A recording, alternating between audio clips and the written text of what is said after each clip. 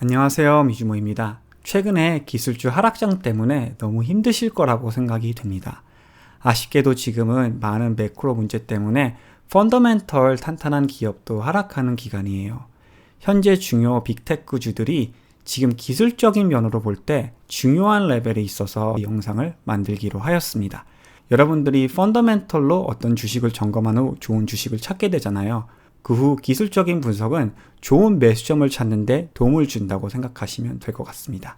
자, 오늘 영상은 좋은 데이터를 하나 보여드리고 시작하려고 해요. 지난 6개월 동안, 그러니까 올해 초부터 올해 2월까지 한국 사람들이 제일 많이 매수한 개별주 주식은요. 1등이 테슬라이고 2등이 애플이고 3등이 엔비디아이고요. 4등이 구글이고 5등이 마이크로소프트입니다. 올해 혹시 이런 주식들에 매수하셔서 지금 물려있는 상태라면요. 지금 한국에 그런 분들이 굉장히 많다고 생각하시면 됩니다. 그리고 일단 여기 있는 5개 기업은 장기적으로 오를 수밖에 없는 기업이기 때문에 너무 크게 일단 걱정하지 않으셨으면 합니다. 자, 그래서 오늘은 일단 탑 3, 테슬라, 애플, 엔비디아를 집중적으로 분석해 드릴 거고요. 다음 시간에 시간이 나면요. 구글, 마이크로소프트, 아마존 이런 주식들을 분석하도록 하겠습니다. 참고로 이 리스트에 지금 아마존은 없는데요. 아마존은 8등입니다. 작년에는 사실 아마존이 탑5에 들어갔었는데요. 올해 8등으로 내려간 거 보면요. 한국 사람들이 좀 아마존의 신뢰를 잃은 것 같습니다. 자, 일단 테슬라 펀더멘털부터 분석해 볼 텐데요. 여러분들이 딱 3가지를 중요하게 여기서 보시면 돼요. 토tal revenue, 매출, 그리고 operating income, 그리고 net income. 요거 3개를 중요하게 보시면 되고 이게 계속 꾸준히 잘 올라가고 있는지 성장성이 좋은지 그걸 확인하시면 됩니다. 자, 일단 이미 나온 실적은 굉장히 좋죠. 그래서 볼 필요도 없고요. 이제 올해 어느 정도의 좋은 실적을 예상하고 있는지 한번 봐야 될 텐데요. 매출 같은 경우는 작년에 한 20빌리언 정도 올랐는데 올해는 한 9빌리언 정도 오를 걸로 예상하고 있죠. 그리고 오퍼레이팅 인컴은 작년에 4.5빌리언 정도 올랐는데 올해는 3.1빌리언 정도 더 오를 걸로 예상하고 있고 이것도 괜찮다고 보여지고요. 넷 인컴을 보시면 지금 작년에 5빌리언 정도 올랐는데 올해 또 3빌리언 정도 더 올라갈 걸로 예상하고 있죠. 전체적으로 성장률이 약간 줄어들고 있는 건 사실인데 이런 힘든 환경에서 이 정도의 성장률을 유지한다는 것은 좀 굉장히 좋게 봐요. 특히 최근에 주가가 많이 내려와서 지금 4PE도 거의 아마존이랑 비슷한 상태입니다. 아마존보다 훨씬 더 좋은 성장률이 있는데도요. 자, 그래서 이번에는 EPS 트렌드를 봐볼 텐데요. 이게 생각보다 굉장히 중요해요. 왜냐하면은 이런 힘든 환경에서 앞으로 애널리스트들이 실적을 안 좋게 보면요. EPS를 점점 더 안 좋게 수정을 할 경우가 굉장히 많습니다. 원래 10.64를 예상했는데 30일 전에 오히려 2.32로 올라갔죠. 굉장히 큰 차이예요. 최근에는 약간 내린 애널리스트들도 있지만요. 그래서 90일 전과 비교해 봤을 때 전체적으로 EPS가 지금 잘 올라간 상태예요. 이것도 좋은 사인 중 하나라고 보시면 될 것 같아요. 참고로 이거는 올해 예상하는 EPS, 이거는 내년에 예상하는 EPS, 그리고 이거는 다음 쿼터에 예상하는 EPS, 마지막 여기는 이번 쿼터에 예상하는 EPS예요.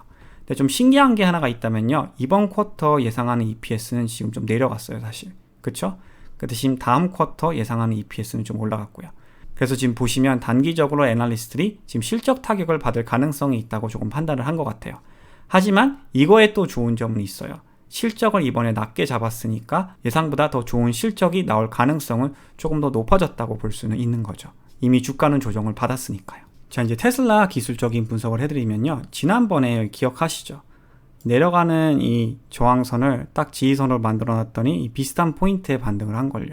자, 그래서 이 레벨을 중요한 저점 레벨로 볼 수 있는데 지금 주가가 좀 내려와서 그 레벨 근처에 있는 상태예요. 그래서 여러분들이 앞으로 보셔야 될 게 과연 이 평행 지지선 레벨이 지탱이 되는지 그걸 확인하시는 게 굉장히 중요할 것 같고요. 만약 그 라인이 끊어지면요. 여기 더블 바텀 레벨 보이시죠? 520 정도. 이 레벨을 플랫 다음 지지선 라인으로 보시면 될 것 같습니다. 그래서 혹시 여러분들이 여기에 매수를 하셨는데 만약 이 지지선 레벨에서 더 하락하기 시작한다. 그러면 이 레벨을 다음 레벨 매수점으로 보시는 게 괜찮을 것 같아요. 자, 근데 제가 기술적인 면에서 한 가지 걱정되는 게 있는데 조금 더 줌아웃해서 큰 그림으로 보여드릴게요. 여기 보시면 이런 패턴이 지금 나와요. 이걸 숄더로 볼 수 있고요. 이걸 큰 헤드로 볼 수도 있고 다음에 이런 숄더 패턴이 만들어질 가능성이 있어요. 그래서 여러분들이 꼭 확인하셔야 되는 게 만약 이 레벨이 여기까지 닿은 다음에 또 끊어지게 되면요. 주가는 단기적으로 더 하락할 가능성이 있습니다. 이거는 기술적인 면에서 말씀해 드리는 거예요. 예를 들면요, 마이크론 테크놀로지 같은 주식 보세요. 이렇게 저렴한 주식도 여러분, 요 더블 바텀 레벨 보이시죠? 계속 지탱해 주다가 이 레벨이 끊겼어요. 지금 제가 좀 낙서를 해서 안 보였는데 다시 이렇게 그려드리면요, 이 레벨이 뚫리자마자 지금 두 번 개파락하면서 어마어마하게 하락을 했죠. 물론 하락장 때문에도 있지만요. 그래서 키 레벨이 끊어지게 되면요, 주가가 단기적으로 더 하락할 수 있으니까요, 그 키 레벨을 잘 보시는 게 굉장히 중요하다고 보시면 돼요. 그리고 참고로 이렇게 숄더리 안 만들어지고 여기서 하락할 가능성도 조금 열어두셔야 돼요. 그래서 여러분들이 앞으로 계속 모니터링 하셔야 될 게 금리 인상이에요. 테슬라도 여러분, 또 하나만 설명해 드리면 QLD랑 테슬라랑 움직임을 같이 보여드릴게요. 자, 여기서부터 움직임을 보세요. 이게 QLD라는 게 QQQ 2배거든요. 근데 전체적으로 봤을 때 생각보다 비슷하게 움직이고 있어요. 그만큼 테슬라도 지수의 영향을 지금 받는다고 생각하시면 돼요. 이 노란색이 QLD, 이게 테슬라 움직임이에요.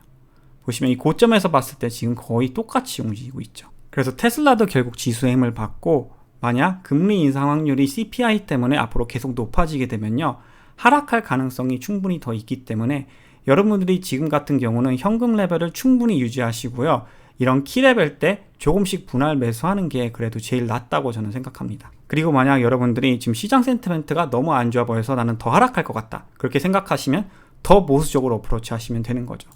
여기까지 내려와서 여기서 지탱해 주는지 확인하고 여기서 또 내려가게 되면은 그때 이 레벨에서 여러분들이 매수할 수 있는 거고요. 그거는 여러분들의 초이스로 생각하시면 될 것 같습니다. 자, 다음은 애플을 한번 봐볼 텐데요. 애플은 사실 작년 대비 성장률이 지금 많이 내려가는 상태이긴 해요. 그래서 그 부분이 조금 제한 걸리긴 합니다.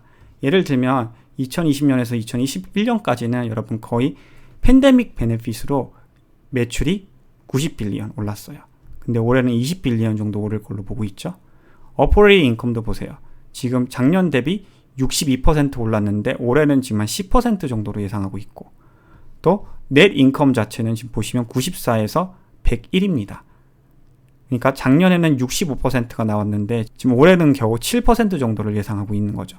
그만큼 성장률이 많이 둔화됐다는 거는 생각을 하시고 투자하시는 게 중요할 것 같고요. 애플의 장점이 있다면요, 캐시플로가 워낙 좋고 현금이 많아요. 그래서 쉐어 바이백 같은 게 자주 있을 수 있으니 그거는 주가를 올리는 데 조금 도움을 준다고 생각하시면 될 것 같습니다. 그리고 애플 주식도 이제 굉장히 많이 하락해서 PE가 거의 20대까지 내려온 상태이고요. 자, 그리고 애플 EPS 트렌드를 전체적으로 보시면요, 별 큰 움직임은 없다고 생각하시면 돼요.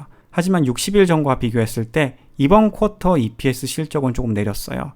올해 전체적으로 봤을 때는 지금 같은 레벨이 있다고 보시면 됩니다. 그래서 EPS 트렌드는요, 지금 큰 임팩트는 없다고 보시면 될 것 같아요. 자, 사실 오늘 영상 올린 이유 중 하나가 애플 주식 때문이에요. 굉장히 지금 중요한 키 레벨이 있다고 저는 생각이 됩니다. 자, 지금 보시면 이 지지선 레벨 보이시죠? 1번, 2번, 3번, 4번, 5번. 지금 딱 5번째 포인트 있는데요, 오늘 겨우 지탱해 준 상태예요. 그래서 만약 이 레벨이 무너지게 되면은 이런 식으로 막 하락할 가능성이 있어요. 그래서 그 부분이 제가 걱정돼서 올렸고요. 이 레벨을 잘 지탱해 주는지 보는 게 굉장히 중요해요. 내일 연준 발표 후. 만약 이 레벨을 지탱해 줘서 이런 식으로 움직이다가 혹시 이 내려가는 저항선을 뚫고 올라가기 시작한다, 그러면 이제 좋은 사인으로 보시면 되고요. 만약 혹시 내일 올라가더라도 이렇게 올라갔다가 힘을 잃고 다시 이렇게 하락하게 되면은 그거는 굉장히 안 좋은 사인이라고 보면 돼요. 지금 중요한 게 애플도 지금 저점 고점 레벨이 다 내려가고 있거든요. 이 하락 트렌드에서 지금 벗어나서 다시 상승 트렌드로 가는 걸 확인하는 게 굉장히 중요합니다. 그래서 사실 제일 안전한 매수점은 여러분들이 이 내려가는 저항선을 돌파하면서 거래량이 커질 때, 그리고 바이어가 들어올 때 매수하시는 게 제일 좋아요. 만약 여러분들이 저점 매수를 추구하시면 지금 조금 매수하셔도 되고, 이제 더 하락한 다음 지지선 레벨이 만들어질 때 나중에 추매하셔도 괜찮다고 생각을 하는 편이고요. 그럼 여러분들의 리스크 리워드에 따라서 결정하시면 될 것 같아요. 자, 다음은 엔비디아인데요. 엔비디아는 기술적인 분석을 먼저 해드리도록 할게요. 자, 엔비디아는 사이클이 굉장히 잘 나눠지고 있어요. 굉장히 중요합니다. 엔비디아를 잘 보시면요, 여기 상승 사이클이 있고요, 여기 횡보 사이클이 있고, 이 부분은 거의 버블 사이클이라고 보시면 되고, 그 다음에 지금 이 하락 사이클이 정확하게 만들어진 상태예요. 자, 중요한 거는 엔비디아는 진짜 다른 주식들 대비해서 조금 더 많이 하락한 상태예요. 지금 보시다시피 55%가 고점에서 하락한 상태입니다. 정말 중요한 게 이 레벨이에요. 이 레벨이 유지가 안 되면요, 여기서 이렇게 갑자기 더 빠르게 급락할 수가 있어요. 천천히 하락하는 트렌드를 넘어가서 더 빠르게 하락하는 트렌드가 만들어질 가능성이 있다는 거죠. 예를 들면 엔비디아도 여기 보시면요, 상승 트렌드가 이렇게 만들어진 다음에 더 빠른 상승 트렌드가 이 라인을 돌파했을 때 만들어졌잖아요. 그거랑 똑같은 이치라고 생각하시면 돼요.